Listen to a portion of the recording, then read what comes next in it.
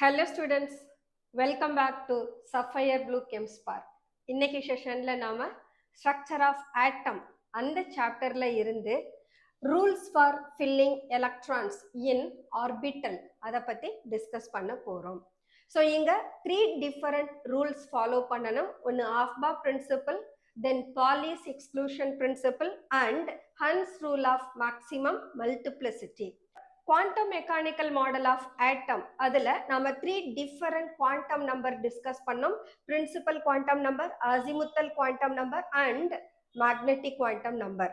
Principal quantum number orbital shells பத்தி describe பண்ணது, azimuthal quantum number subshell பத்தி describe பண்ணது, மேக்னெட்டிக் குவாண்டம் நம்பர் அந்த சப்ஷெல்ஸோட ஆர்பிட்டல்ஸ் பத்தி டிஸ்கஸ் பண்ணது. ஸோ அந்த 3 குவாண்டம் நம்பர்ஸும் நமக்கு ஷெல்ஸ், சப்ஷெல்ஸ் அண்ட் ஆர்பிட்டல் அதுல maximum number of filling of electrons எவ்வளோன்றத டிஸ்கிரைப் பண்ணது.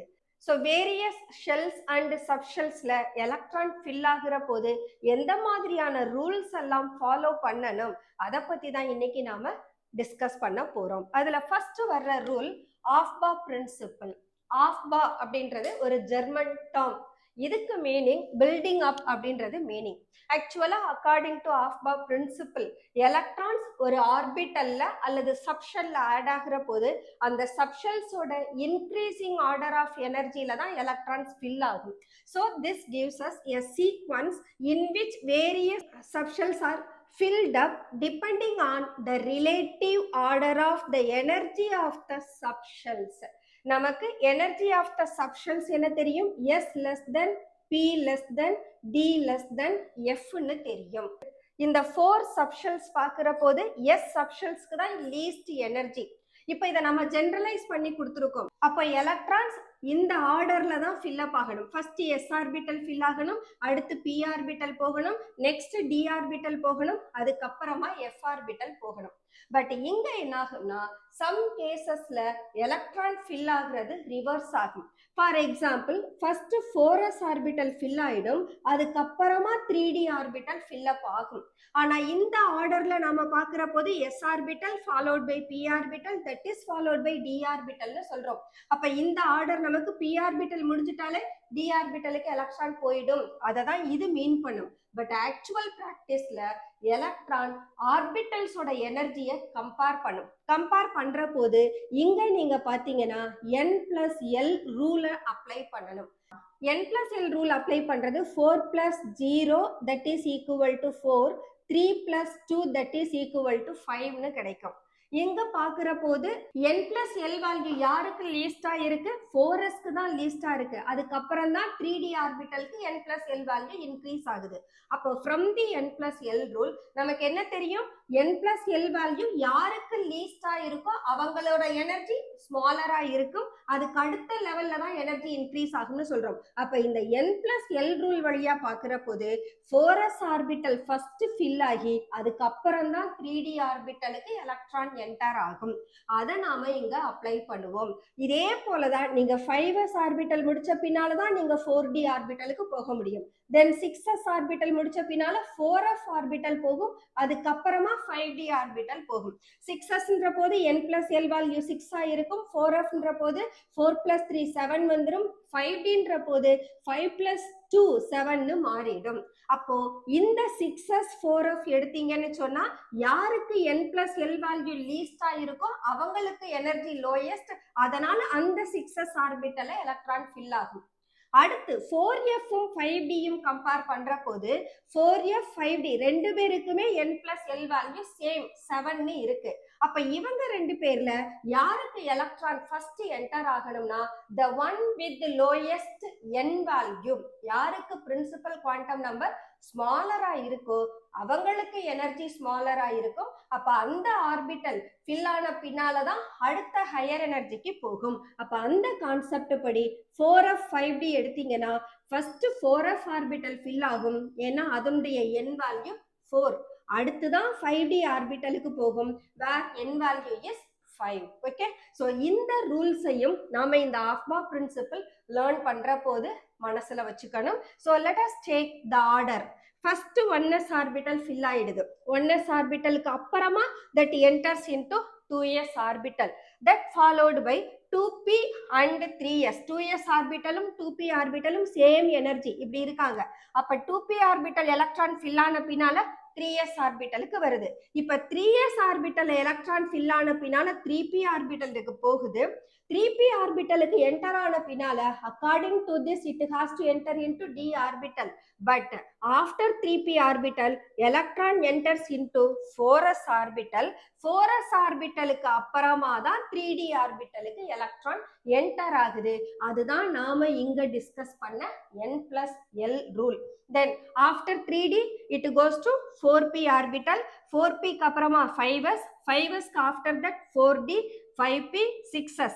6s வந்த பின்னால 4f போகுது. அதுக்கப்புறம் தான் 5d வருது. இந்த 4f 5d எடுக்கிற போது என்ன செய்யணும்?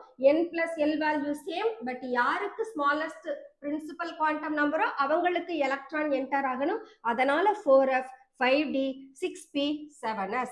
இப்ப 7s கம்ப்ளீட் ஆன பின்னால 5f, 6d பார்க்கும். இந்த 5f க்கு வரப்போது 8 இருக்கும், 6d வரப்போதும் n+l 8 வரும். பட் n யாருக்கு லோவா இருக்கு? f ஆர்பிட்டலுக்கு. அப்ப 5f ஆர்பிட்டல் fill ஆன பின்னால 6d orbital followed by 7p orbital வரும். So this is what the building up of electrons in various subshells. This is what given by Aufbau principle. இதான் நாம இங்க டிஸ்கஸ் பண்ணிருக்கோம்.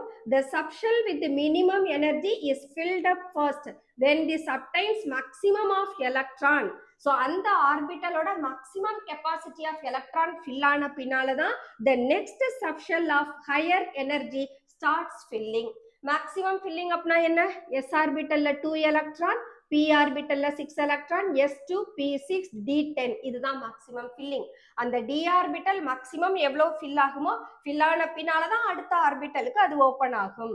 This is what we are saying, the electron enters into the valence shell னு சொல்றோம். So ஒரு எலிமெண்ட்டுக்கு 3d orbital valence shell இருந்ததுன்னா இந்த 3d ஆர்பிட்டல்ல 1 by 1 electron add ஆகி 3d ஆர்பிட்டல் கம்ப்ளீட் பண்ண பின்னால தான் the next 4p ஆர்பிட்டலுக்கு எலக்ட்ரான் என்டர் ஆகும். அத தான் இங்க கொடுத்திருக்கோம். Then the subshell of higher energy starts filling. Exceptions of Aufbau principle. Exceptions அப்படின்ற போது some casesல பார்த்தோம்னா actual electronic configuration ஓட arrangement slightly different from arrangement given by Aufbau principle. Aufbau principle என்ன சொல்லுது இங்க? The subshell with the lowest energy அதுல maximum electron கொடுத்த பின்னால தான் அடுத்த higher energy of subshellக்கு எலக்ட்ரான் போகும்னு சொல்லுது. இது நமக்கு Aufbau principle. இந்த கேஸ்ல தான் we are finding some exceptions. அந்த exceptions நாம chromium and copper எடுத்துக்கலாம். Chromium atomic number 24, copper atomic number 29. அங்க 2 types of electronic configuration கொடுப்போம். But one of the configuration wrong னு சொல்லுவோம். Actual electronic configuration என்னன்றதையும் டிஸ்கஸ் பண்ணுவோம். That is what given. Chromium atomic number 24. இதுதான் நம்மளோட valence shell. இந்த valence shellல பாத்தீங்கன்னா 4s ஆர்பிட்டல்ல 2 எலக்ட்ரான் இருக்கு, 3d ஆர்பிட்டல்ல 4 எலக்ட்ரான் இருக்கு. இதுதான் according to Aufbau principle. But ஆக்சுவலா என்ன நடக்குதுன்னா இந்த 4s ஆர்பிட்டல் 3d ஆர்பிட்டலோட எனர்ஜிஸ் கம்பேரபிளா இருக்கிறதுனால இந்த 4s ஆர்பிட்டல் தன்னோட எலக்ட்ரானை 3d ஆர்பிட்டலுக்கு மாத்திடும்.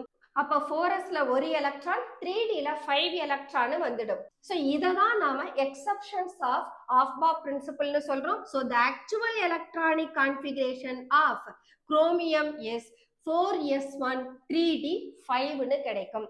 ஓகே, இவங்க யாரு? இவங்க கோர். இந்த கோர் யாரை சாட்டிஸ்ஃபை பண்ணும்? the inert gas ஆர்கானை சாட்டிஸ்ஃபை பண்ணும். சிமிலர்லி காப்பர் எடுத்தோம்னா காப்பருக்கு அட்டாமிக் நம்பர் 29. இந்த லாஸ்ட் வேலன்ஸ் ஷெல் பாருங்க, s ஆர்பிட்டல் ஃபில் ஆயிடுது. ஃபில் ஆன பின்னால 3d ஆர்பிட்டலுக்கு எலக்ட்ரான் போகுது. அப் டு 9 வரைக்கும் ஃபில் ஆயிடுச்சு. இங்க 4s ஆர்பிட்டல் ஃபுல்லா ஃபில் ஆகி இருக்கு, d ஆர்பிட்டல் பார்ஷியலா ஃபில் ஆகி இருக்கு.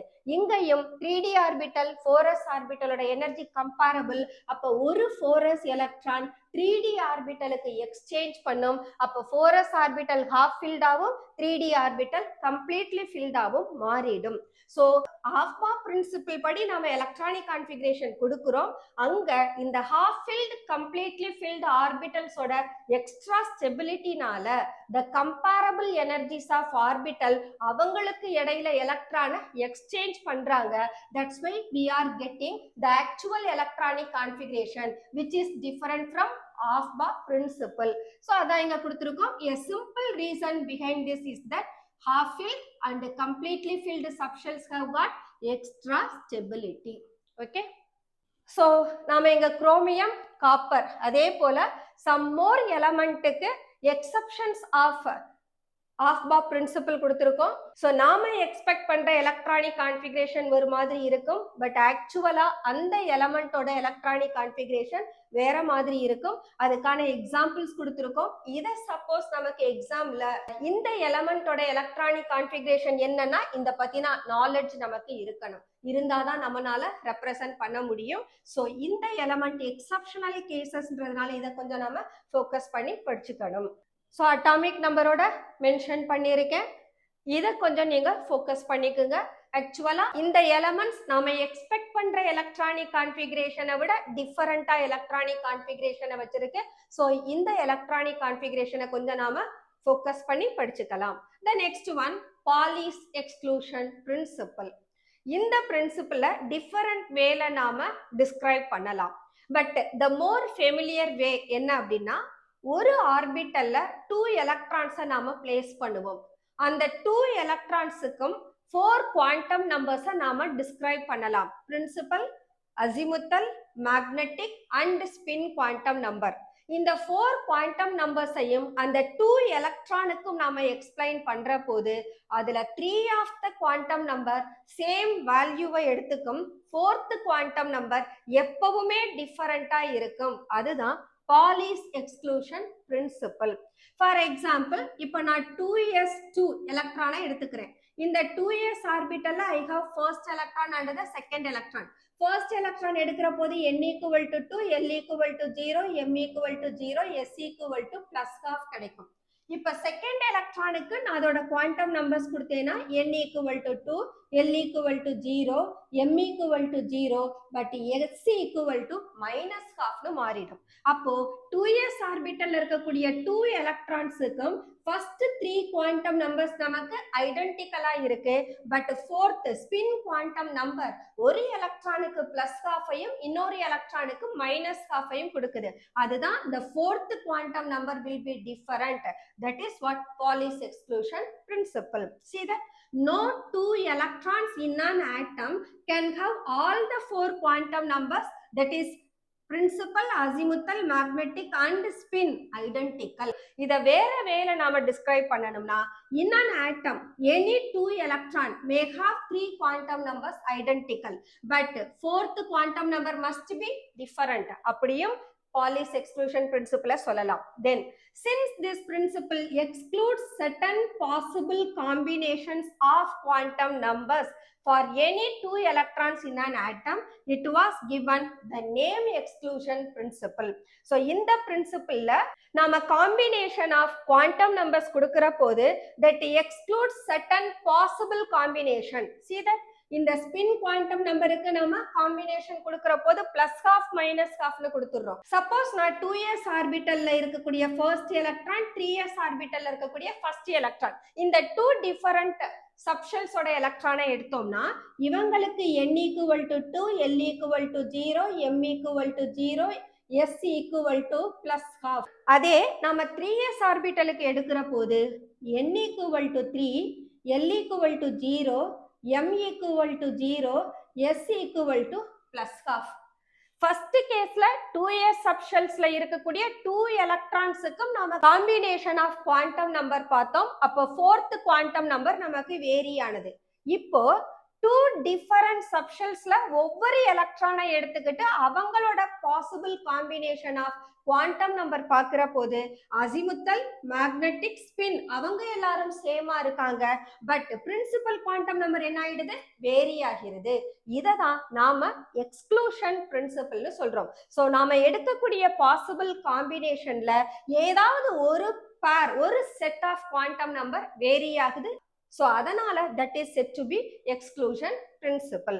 Okay, now இதுல இருந்து நாம certain rules எடுத்திருக்கோம். இது ஆக்சுவலா நாம quantum mechanical model of atom, quantum numbers அதுலயே பார்த்ததுதான். Just for recap, the maximum capacity of main cell is equal to, main shell யார சொல்லலாம், KLMNO, அவங்க தான் நமக்கு மெயின் ஷெல். சோ அந்த மெயின் ஷெல்ஸோட மேக்ஸிமம் கெப்பாசிட்டிய 2n² ஃபார்முலால கொடுக்கிறோம். தென் the maximum capacity of a subshell is equal to 2 of 2l plus 1, அல்லது we can take 4l plus 2 electrons எடுத்துக்கலாம். இங்க Lன்றது சப்ஷெல்லோட வேல்யூஸ் போட்டு நாம சால்வ் பண்ணலாம். இங்க 2n²ன்றப்போ என்னோட வேல்யூ போட்டு நாம சால்வ் பண்ணிக்கலாம். தென் number of subshells in main energy shell is equal to the value of n. ஒவ்வொரு மெயின் ஷெல்லுக்கும் அதனுடைய நம்பர் ஆஃப் சப்ஷெல்ஸ் இருக்கும். n equal to 1 அப்படின்றப்போ it has only one subshell.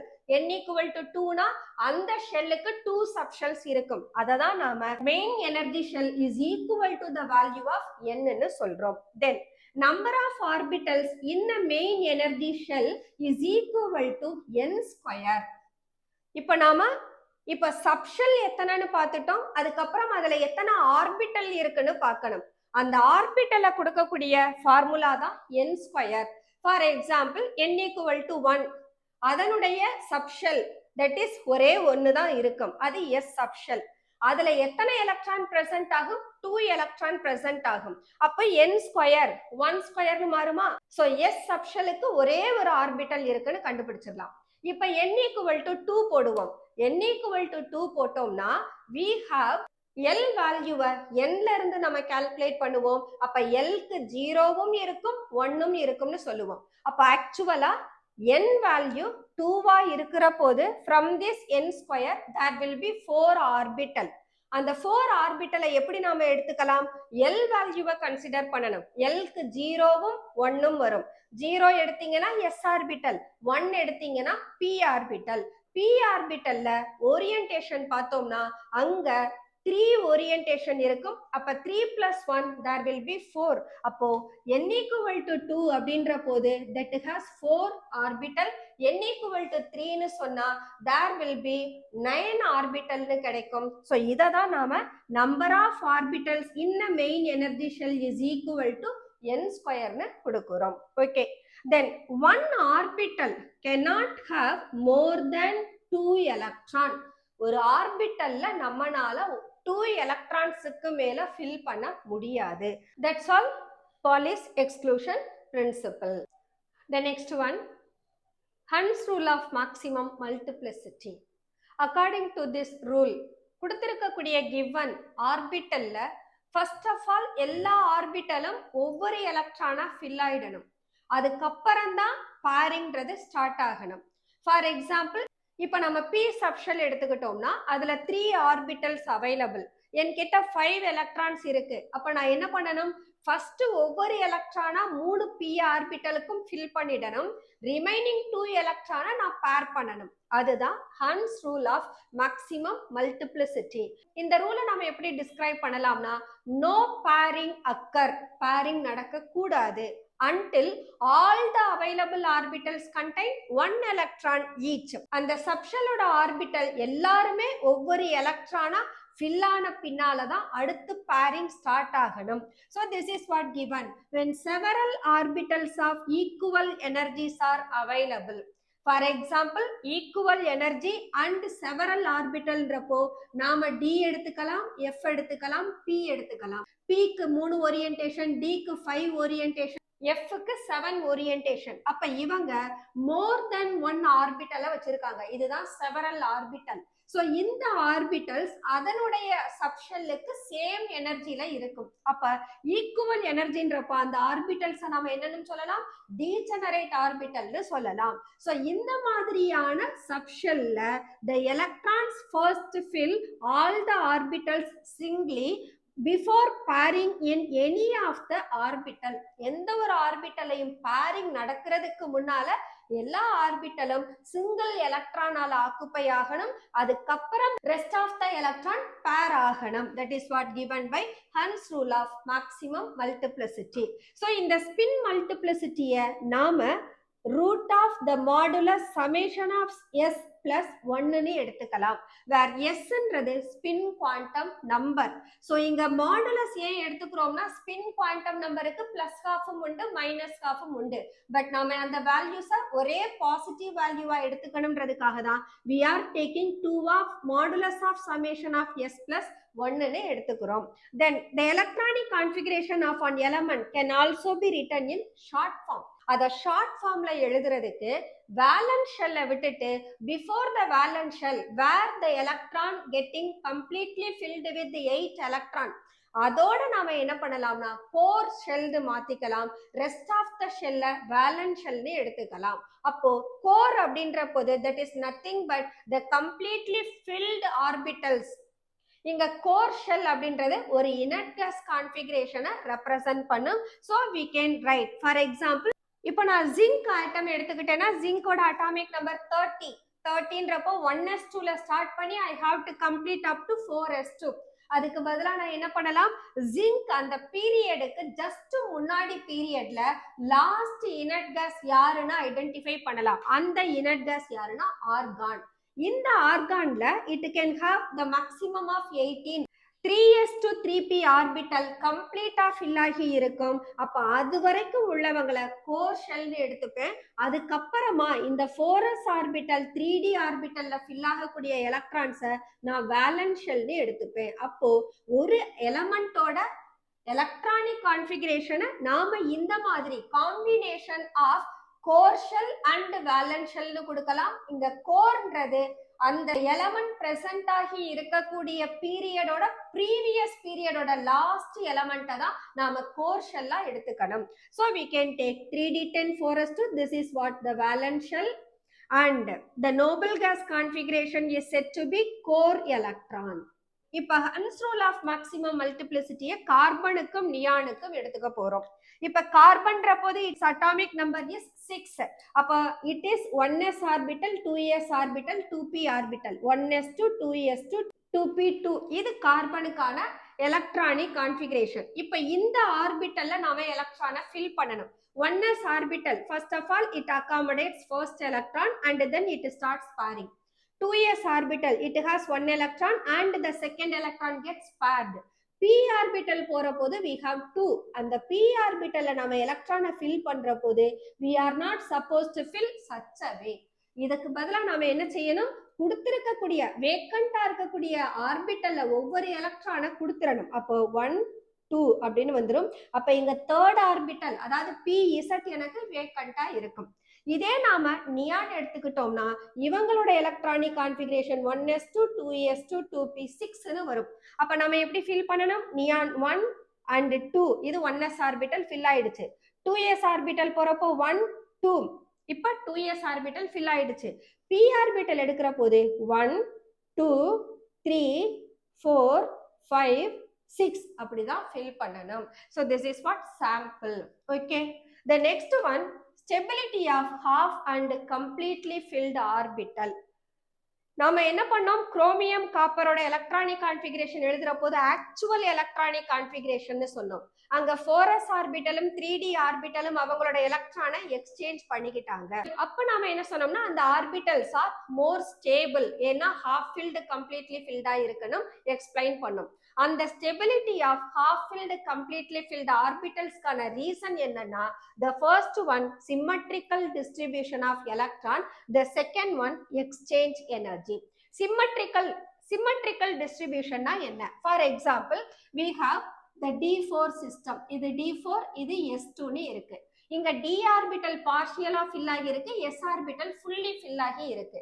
Unsymmetrical distribution of எலக்ட்ரானை சிம்மெட்ரிக்கா மாத்துறதுக்காக I can represent these electron such a way. இப்ப பாத்தீங்கன்னா d orbital 5ன்னு வந்துருது, s ஆர்பிட்டல்ல 1ன்னு போயிடுது. அன்சிமெட்ரிக்கலா இருக்கக்கூடிய electronic டிஸ்ட்ரிபியூஷனை now we are writing in the form of symmetrical distribution. So symmetrical distribution of electron அதை achieve பண்ற போது stability increases. Similarly நான் இங்க காப்பர் எடுத்திருக்கேன். காப்பருக்கு ஆக்சுவலா நமக்கு தெரியும் Cu29, இதனுடைய வேலன்ஷியல் electron 3d9 4s2. So this is what 3d9 orbital and here it is 4s2 orbital. இவங்க யாருக்குன்னா குரோமியம்க்கு chromium 24. So this is 3d4, this is 4s2. இது இப்போ சிமெட்ரிக்கா மாறுற போது 3d5 4s1 மாறி இருக்கு. காப்பரையும் குரோமியம் போலவே எக்ஸ்பிளைன் பண்ணலாம். d ஆர்பிட்டல் நமக்கு பார்ஷியலி ஃபில்டு 9 எலக்ட்ரானை வச்சிருக்கு, 4s ஆர்பிட்டல் ஃபுல்லி ஃபில்டா இருக்கு. இப்ப நான் ஒருத்தரை கம்ப்ளீட்லி ஃபில்டு இன்னொருத்தரை ஹாஃப் ஃபில்டுன்னு மாத்தலாம். மாத்துற போது அங்க நமக்கு சிமெட்ரி டெவலப் ஆகும். அப்ப ஒருத்தர் பார்ஷியல் இன்னொருத்தர் ஃபுல்லி ஃபில்டு அப்படி இருக்காம ரெண்டு பேரையுமே ஒன்னு ஹாஃப் ஃபில்டா மாத்தலாம், அல்லது ஒருத்தரை கம்ப்ளீட்லி ஃபில்டு இன்னொருத்தரை ஹாஃப் ஃபில்டா மாத்தலாம். அதை தான் நாம சிமெட்ரின்னு சொல்றோம். அப்ப 3d orbital that takes 3d10 and 4s2 4s1 மாறும். அப்போ 3d orbital all the orbitals are having 2 electrons in each and 4s orbital ஒரு electron வந்துரும். So one is completely filled, the other one is half filled. So such a way we are giving symmetrical distribution of electron. So இந்த symmetrical distribution of electron எதுக்கு support பண்ணும் அப்படின்னா, ஒரு electron இன்னொரு எலக்ட்ரானை shield பண்ணக்கூடிய capacity is very poor. So same சப்ஷெல்ல இருக்கிற போது அந்த எலக்ட்ரானுக்கு எனர்ஜி சேமா இருக்கும், ஆனா டிஃபரண்ட் ஸ்பேஷியல் டிஸ்ட்ரிபியூஷனை எடுத்திருக்கும். d ஆர்பிட்டல்னு சொல்ற போது we have 5 different spatial distribution, dxy dyz dzx dx square minus y square and dz square. அப்ப எலக்ட்ரானுக்கு எனர்ஜி சேமா இருக்கலாம், பட் அந்த எலக்ட்ரான் டிஸ்ட்ரிபியூட் ஆகி இருக்கக்கூடிய ஆர்பிட்டலோட ஸ்பேஷியல் ஓரியன்டேஷன் வேரி ஆகும். அப்படி இருக்கிற போது the shielding of one another is relatively small. ஒரு எலக்ட்ரானை இன்னொரு எலக்ட்ரான் ஷீல்டு பண்றது குறையிறதுனால then the electrons are more strongly attracted by the nucleus. Nucleus அந்த எலக்ட்ரானை ஸ்ட்ராங்கா அட்ராக்ட் பண்ண முடியும். அப்ப stability increases. This is the reason ஏன் நாம பார்ஷியலி ஃபில்டு ஆர்பிட்டலை அதுக்கு பாசிபிலிட்டி இருந்ததுன்னு சொன்னா we are just writing in the form of symmetrical distribution of electron. The next one exchange energy. இப்போ நம்ம டிஸ்கஸ் பண்றது எல்லாமே எக்ஸ்ட்ரா ஸ்டெபிலிட்டி. அப்ப extra stability is associated with the two important factor. One is symmetrical distribution of electron. அதை நாம discuss பண்ணிட்டோம். அடுத்த factor யாருன்னா எக்ஸ்சேஞ்ச் எனர்ஜி. எக்ஸ்சேஞ்ச் எனர்ஜின்ற போது the amount of energy released when two electrons with same spin, அந்த எந்த எலக்ட்ரானை நாம எக்ஸ்சேஞ்ச் பண்றோமோ அந்த எலக்ட்ரானோட ஸ்பின் நமக்கு சேமா இருக்கணும், அதே சமயம் அந்த எலக்ட்ரானுக்கு எனர்ஜியும் சேமா இருக்கணும். அப்போ we can exchange the two electron where they must have same spin and same energy, but without the change in electronic configuration is called exchange energy. So exchange energy is defined as the two electron having same spin and same energy can change their position, but there is no change in its electronic configuration. அப்போ release ஆகிற எனர்ஜியை தான் நாம exchange எனர்ஜின்னு சொல்றோம். Here greater the exchange energy, greater is the stability as well as number of exchange pairs maximum இருந்ததுன்னா then half filled completely filled orbital இருந்தாங்கன்னா அங்க number of exchange maximum இருக்கும். number of exchange greater இருந்ததுன்னா stability greater இருக்கும். So for a half filled and completely filled orbitals the number of exchange pairs are maximum. So number of exchange calculate பண்றதுக்கான formula summation of n minus 1, where n is number of electrons having the parallel spin. So இங்க parallel ஸ்பின்றது நாம ஒன்னு same spin of the எலக்ட்ரானை தான் எடுத்துக்கணும். ஒன்னு அவங்களுக்கு plus half உள்ள கிளாக் வைஸ் ரொட்டேஷன்ல வரக்கூடிய எலக்ட்ரானை எடுத்துக்கலாம், அல்லது மைனஸ் ஹாஃப் உள்ள ஆன்டி கிளாக் வைஸ்ல ரிவால்வ் ஆகக்கூடிய எலக்ட்ரானை எடுத்துக்கலாம். That is what we are saying parallel spin. So the number of exchanges is given by summation of n minus 1.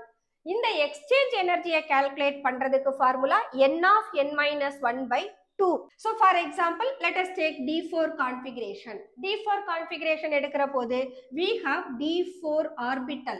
So for which we can find out the number of possible exchanges. Let us take the first electron. இந்த electron இங்கிருந்து exchange ஆகலாம், or it can go to this one, or it can go to this one.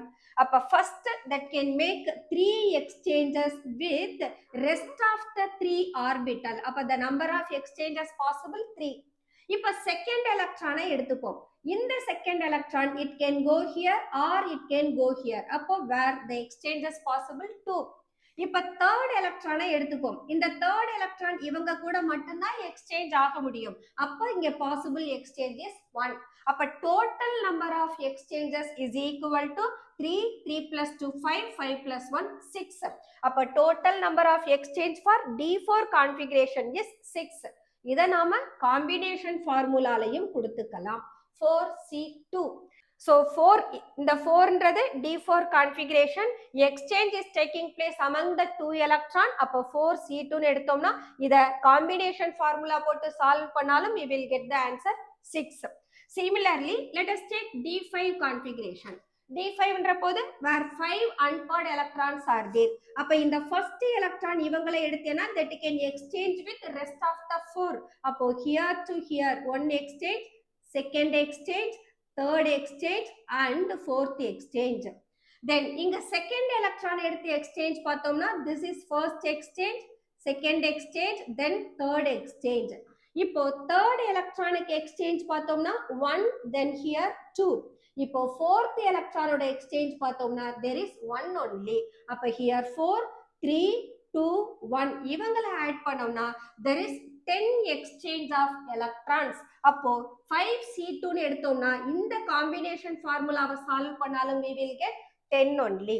Okay, இப்போ இந்த ஆட்டம் அல்லது ஒரு அயான்ல அன்பேர்ட் electron இருந்ததுன்னா அவங்கள நாம பாராமேக்னெட்டிக் சப்ஸ்டன்சஸ்னு சொல்லுவோம். அந்த பாராமேக்னெட்டிக் சப்ஸ்டன்சஸ்க்கு we have to find out magnetic moment. The magnetic moment mu is given by square root of n plus 2 Bohr magneton. இங்க என்னன்றது number of unpaired electron எடுத்துக்கணும். So where n is number of unpaired electron. Okay, so the unit of magnetic moment is Bohr magneton. ஒரு Bohr magneton ஓட value 9.27 into 10 power minus 24 joule per Tesla. That's all. Stability of half and completely filled orbitals. So நாம இன்னைக்கு structure of atom அந்த சாப்டரை complete பண்ணிட்டோம். இதுல போட்டிருக்க videos எல்லாமே maximum 30 to 40 மினிட்ஸ்க்குள்ள இருக்கிற மாதிரி தான் நான் போர்ஷன் செலக்ட் பண்ணி போட்டிருக்கேன். ஸோ ஷார்ட் வீடியோஸ் தான், நீங்க கொஞ்சம் பார்க்குற போது தேவையான நோட்ஸோட எடுத்து பார்த்துக்குங்க. அப்போ அது உங்களுக்கு ஃபைனலா நீங்க ஒரு ஓவரால் ப்ரிப்பரேஷன் கொடுக்குற போது அந்த நோட்ஸ் உங்களுக்கு ரொம்ப ரொம்ப சப்போர்ட் பண்ணும். Okay students, let us close our today session. நாம நெக்ஸ்ட் செஷன்ல அடுத்த சாப்டர் ஸ்டார்ட் பண்ணலாம். Until then, bye by.